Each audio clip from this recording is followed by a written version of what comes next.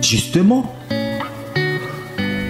lorsque nous voyons le thème la réconciliation nationale, bien cher internaute, nous devons savoir que Dieu a déjà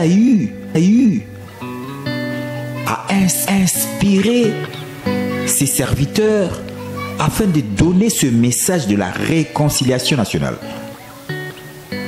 Et cela est adressé principalement gouvernants, à ceux qui gouvernent cette nation, aux dirigeants de cette nation actuelle, au travers d'un homme de Dieu qui a eu à donner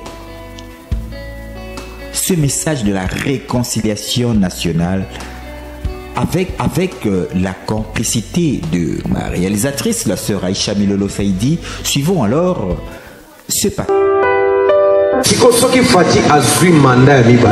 La seule chose qu'il peut faire, s'il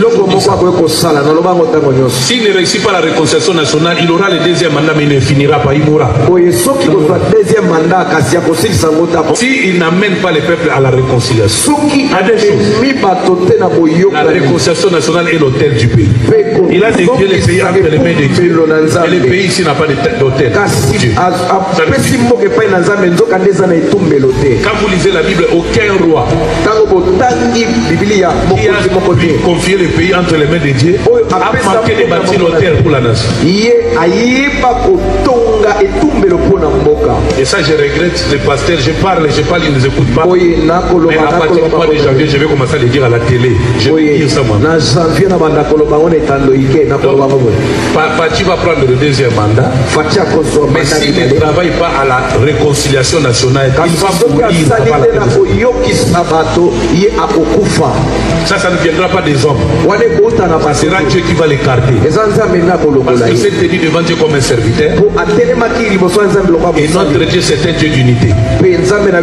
Parce que si la réconciliation nationale ne se fait pas dans ce pays, il y aura des coupages. Le pays ici ne sera plus dans la même configuration géographique que vous connaissez.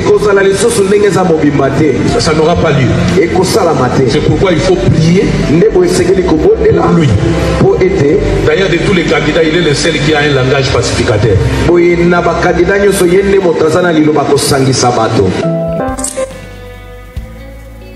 Bien chantons, tel que nous avons vu ce passage, nous devons savoir que la réconciliation nationale, pour parler de la réconciliation nationale, c'est qu'il y a deux parties adverses. Nous savons tous que notre nation est en face de deux camps. Le camp au pouvoir et le camp de l'opposition. Le camp de l'opposition, il y a l'opposition républicaine, pacifique, et il y a aussi une opposition militaire. Voyez-vous, à l'est là-bas.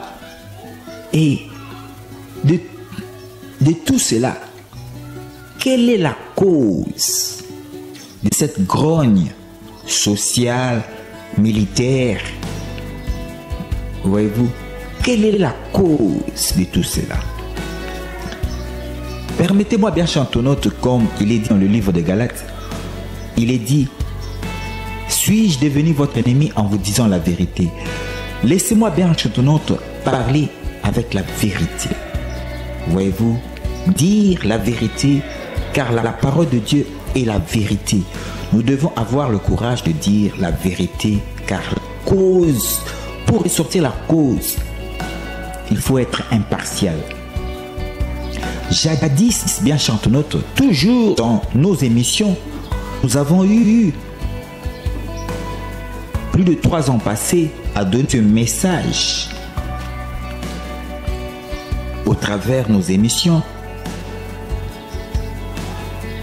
Dieu avait déjà parlé, il avait dit ceci: d'entre les deux, la personne qui essaiera de supplanter l'autre dans leur deal tombera victime de la personne innocente. Dieu est le juste juge qui respecte les accords les humains conclus entre eux ici sur la terre. Ce n'est pas à l'un des deux de vouloir s'affranchir de leur deal, mais plutôt à Dieu de faire par le truchement d'un oint dont la venue est imminente ici au Congo. d'abord l'opposition républicaine de côté et voyons d'abord l'opposition militaire que nous sommes en train de voir qui menace même cette nation de la balkanisation. Car derrière ces forces, il y a main des puissances étrangères, des puissances qui, n'est-ce pas, manigance pour effectivement balkaniser cette nation. Quand on note que quand Dieu dit d'entre les deux, la personne qui essaierait de supplanter l'autre dans leur deal, il y a un problème d'un deal rompu unilatéralement par le pouvoir en place. Voyez-vous? Et lorsque nous voyons la figure emblématique de Enanga, nous savons historiquement, c'est lui qui a été le président de la CENI. Voyez-vous, c'est lui-là même qui a pu proclamer l'actuel le gagnant pour les 5 ans de la mandature de 2018 à 2023.